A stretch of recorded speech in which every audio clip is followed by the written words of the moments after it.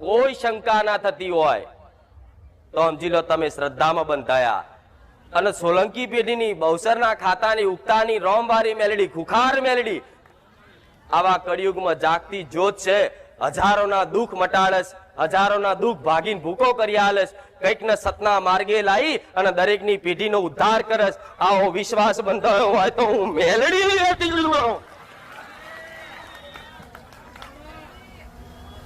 દેવી શક્તિની કૃપા હેઠળ પહોંચવા માટે ખાલી આ બે જ શબ્દ કાફી, શ્રદ્ધા અને વિશ્વાસ.